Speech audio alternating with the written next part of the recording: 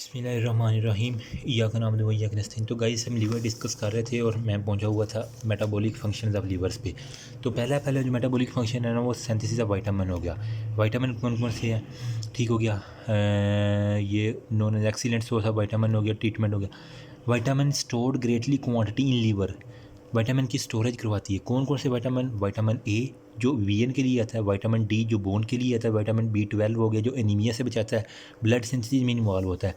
Sufficient quantity of vitamin A store to prevent vitamin A deficiency for 10 month. यानी बंदा अगर 10 माह तक वो विटामिन ए ना खाए तो उसे डेफिशिएंसी नहीं हो सकती क्योंकि लीवर के अंदर इतना स्टोर होता है। विटामिन डी की जो है ना वो 3 से 4 महीने वो विटामिन डी ना ले तो स्टोर होता है उसके पास। B12 जो है ना 1 साल तक B12 ना ले तो लीवर जो है ना वो उसे प्रोवाइड करेगा बॉडी को। ये बहुत माशाल्लाह इंपॉर्टेंट फंक्शन है इसका। उसके बाद लीवर स्टोर आयरन एज फेराटिन, यानी फेराटिन जो होता है ना प्रोटीन होती है जो स्टोर करती है आयरन को, तो liver store iron as ferritin हो गया। आयरन इन हीमोग्लोबिन ब्लड हो गया, greatest portion iron blood stored in liver as a ferritin हो गया। हेपेटिक सेल जो होते हैं ना वो क्या कहते हैं प्रोटीन जो हेपेटिक सेल का क्या काम है? एपोफेराटिन को कन्वर्ट करेगा फेराटिन, आयरन मिलाएगा ना इसके साथ तो ये बन जाएगा फेराटिन। ओके हो गया। तो ये क्या कर रहा है? Capable of combining reversibly iron होगी। जब ज़रूरत होगी तो फेराटिन टूटेगा, एपोफेराटिन अलग और Fe+2 अलग। Fe+2 जाएगा ब्लड के अंदर और बंदे को एनीमिया से बचाएगा, ब्लड सिंथेसिस में इन्वॉल्व होगा, माइक्रो आरबीसी की जो है ना मैचुरेशन में इन्वॉल्व होता है ये। उसके बाद जो है apoferritin system liver act as blood iron buffer हो गया, वही बात हो गया, बफर करेगा।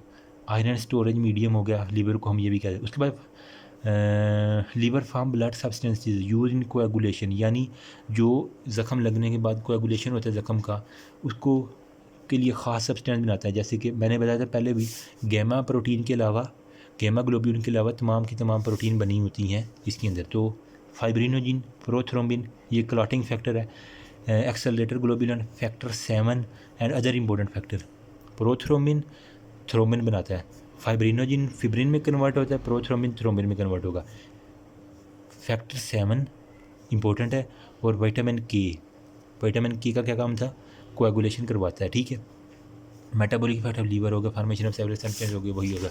प्रोथ्रोम्बिन फैक्टर 7, 9 और 10 इंपॉर्टेंट है। इन एब्सेंस ऑफ विटामिन के हो गया कंसनट्रेशन ऑफ, हाँ विटामिन के ज़रूरी है इन सब की प्रोडक्शन के लिए।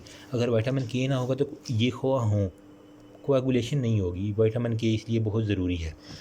उसके अलावा जिन्हें कहता है लीवर रिमूव करता है जो ड्रग्स वगैरह, यानी अगर किसी ने टॉक्सिक ड्रग खा ली है या फिर उसने एंटीबायोटिक खा ली जैसे सल्फोनामाइड, पेनिसिलिन, एम्पिसिलिन, एरिथ्रोमाइसिन, तो इसको भी जो है ना इसकी टॉक्सिसिटी को भी लीवर रिमूव करेगा।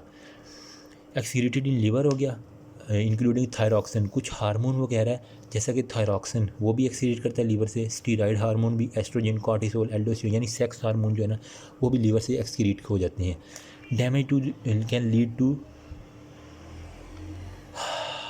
लीवर डैमेज जो है ना, अगर लीवर डैमेज हो गया तो ये हार्मोन एक्सेस में आ जाएंगे, और आपको पता है अगर ये हार्मोन एक्सेस में आ गए तो बस काम ख़राब होगा बंदे का।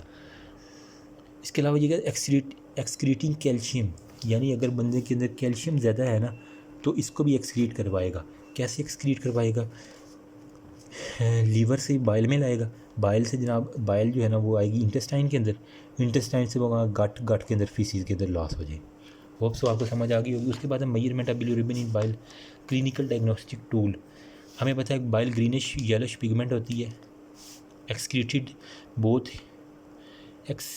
Exceedingly valuable tool for diagnosis. हाँ, हमें ना बाइल से हम हेपेटाइटिस का जो है ना वो लीवर डिजीज़ का हम डायग्नोज करते हैं, या तो हीमोलिटिक ब्लड डिजीज़ है या फिर कोई अदर लीवर डिजीज़ है। अब वो मैं आगे आपको सारे टेस्ट बताता हूँ, मैंने चार्ट बनाया हुआ है।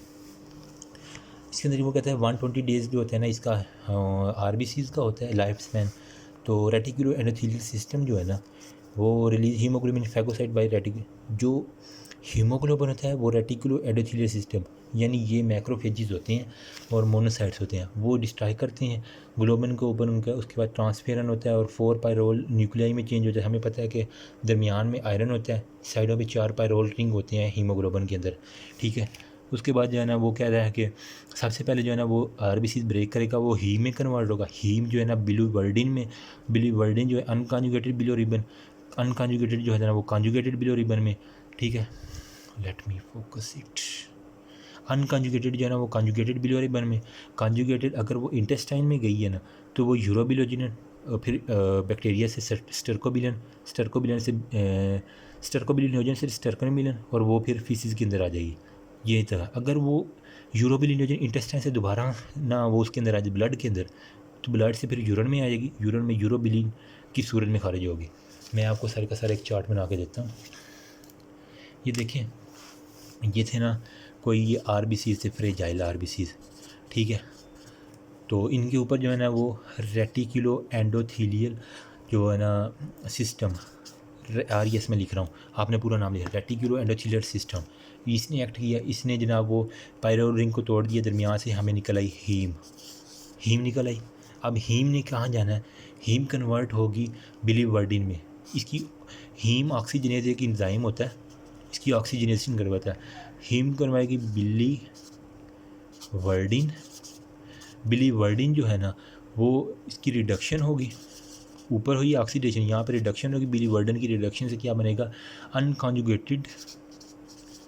अनकॉन्जुगेटेड या फ्री, हम इसे कह सकते हैं फ्री बिलीरुबिन होगा, बिलीवर्डिन से बिलीरुबिन। अब ये तो सारे का सारा हो रहा है ब्लड प्लाज्मा के अंदर, ठीक है। ये प्लाज्मा के अंदर अब अनकॉन्जुगेटेड बिलीरुबिन बन गया। अब इसकी फेट अब दो हैं आगे, या तो ये जाएगा इंटेस्टाइन के अंदर या फिर जाएगा ये यूरिन के अंदर। पहले मैं इंटेस्टाइन को बता देता हूँ। अब ये अनकॉन्जुगेटेड जो है ना, ये अब लीवर की बात हो रही है। लीवर के अंदर जो प्लाज्मा है सारे का सारा, वहाँ पे डिस्ट्रक्शन हुई प्लाज्मे के अंदर, और ये सारे का सारा बिलीरुबिन बन गया। बिलीरुबिन से जनाब ये अब इंटेस्टाइन में कैसे जाएगी, अनकॉन्जुगेटेड जो है ना वो कॉन्जुगेटेड में तब्दील हो जाएगी। कॉन्जुगेटेड बिलीरुबिन, कॉन्जुगेटेड यहाँ पे जनाब हो गए बैक्टीरियाज पड़े होते हैं, हमें पता है इंटेस्टाइन के अंदर बैक्टीरिया जो इसे कन्वर्ट कर देंगे यूरोबिलिनोजन, उसके बाद वो इसे कन्वर्ट करेंगे स्टर्कोबिलिनोजन, जन एंड पे आ रहा है, और एंड पे स्टर्कोबिलिन, और ये फीसिस में चली जाएगी, और ये फीसिस से एक्सक्रीट हो गया। अगर ये यूरोबिलिनोजन फीसिस के अंदर ना आए, कुछ जो होता है ना इंटेस्टाइन में, हमें पता है इंटेस्टाइनल कैपिलरीज होती हैं, वो इसे अब्जॉर्ब कर लें, तो ये फिर दोबारा प्लाज्मा में आएगा, प्लाज्मा से ब्लड के अंदर फिर यूरिन के अंदर आना है। इसने यूरोबिलिनोजन आ गया। यूरोबिलिनोजन किसके अंदर कन्वर्ट होएगा, इसकी ऑक्सीडेशन होगी, यानी ऑक्सीजन के साथ मिलेगा, और ये बन जाएगा यूरोबिलिन, और यूरिन के अंदर एक्सक्रीट हो जाएगा। और यूरिन का कलर येलो क्यों होता है, यूरोबिलिनोजन की वजह से। यूरोबिलिन की जन जो है ना वो इन के अंदर कन्वर्ट होगा। मैंने कैसे याद किया था, एच जो है ना हीम कन्वर्ट हो गया जो है ना BD के अंदर, बिलीवर्डिन जो है ना वो UBB के अंदर, UBB तुम BB, ठीक है, BD UBB यूरोबिली किसी का कह देना अनकॉन्जुगेटेड, U से अनकॉन्जुगेटेड, B से बिलीरुबिन BB दोनों में, UBB से CBB, अनकॉन्जुगेटेड कॉन्जुगेटेड में बिलीरुबिन। अब ये बिलीरुबिन कहाँ से जाएगा, USS यूरोबिलिनोजन, आगे तो आसान है, फिर यूरोबिलिनोजन स्टर्कोबिलिनोजन से स्टर्कोबिलिन, या फिर ये यूरोबिलिनोजन यूरोबिलिन। गॉट इट, बहुत इजी सा है, आप बार बार देखेंगे तो आपको पता चल जाएगा। अब इसके अंदर जो है ना ये मैंने आपको सारा का सारा समझा दिया। फ्रेजाइल जो थे ना ये हीम के अंदर, बिलीवर्डिन, अनकॉन्जुगेटेड बिलीरुबिन, लीवर से कॉन्जुगेटेड यूरोबिलिनोजन स्टर्कोबिलिन। इसके अलावा से यूरोबिलिनोजन जो है ना यूरोबिलिनोजन ये किडनी से आया जनाब, ये फिर ऑक्सीडेशन, और ये यूरिन के अंदर एक्सक्रीट हो गया। सेम इसी तरह मैंने बनाया जैसे, ताकि आपको मुश्किल ना हो। उसके बाद वो कह रहा है जॉन्डिस। अच्छा, ये 5% वो कह रहा है कि यूरिन में एक्सक्रीट होता है यूरोबिलिन, बाकी ज़्यादातर फीसिस के अंदर आता है स्टर्कोबिलिन की फॉर्म में। उसके बाद वो कह रहा है जनाब jaundice excessive bilirubin fluid, jaundice refers to yellowish, यानी आपकी स्किन का कलर येलो हो जाएगा, वही कह रहा है। तो अनकॉन्जुगेटेड बिलीरुबिन हो सकती हैं या फिर कॉन्जुगेटेड भी हो सकती हैं, दोनों में से एक हो सकता है। नॉर्मल वगैरह 0.5 ग्राम पर DL ऑफ प्लाज्मा होती है अनकॉन्जुगेटेड फॉर्म, ठीक है। अब नॉर्मल कंडीशन में क्या होता है, ये 40 mg तक रहा, 0.5 कहाँ है और 40 mg कहाँ है, और अगर ज़्यादा हो जाए वो फिर कॉन्जुगेटेड टाइम में चेंज हो जाती है, ठीक है। अब कॉन्जुगेटेड टाइम में चेंज होगी तो फिर क्या होगा, usually begin to appear jaundice हो गया, कंसनट्रेशन 3 टाइम्स नॉर्मल होगी, देन नॉर्मल 1.5 mg होगा।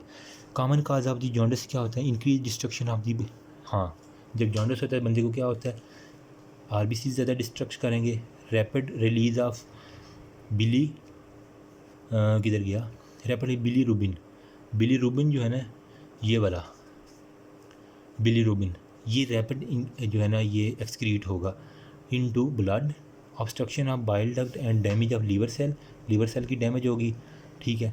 GIT के अंदर ये अगर नहीं आ रहा, जिसके अंदर हम कहते हैं कि ये ब्लॉकेज की वजह से जो हुआ है ना ऑब्स्ट्रक्टिव जॉन्डिस, उसकी बात कर रहा है। तो अच्छा, जॉन्डिस की 2 एग्जाम है, हीमोलिटिक और ऑब्स्ट्रक्टिव, ये मैं आपको सारे का सारा नेक्स्ट वीडियो में बताता हूँ।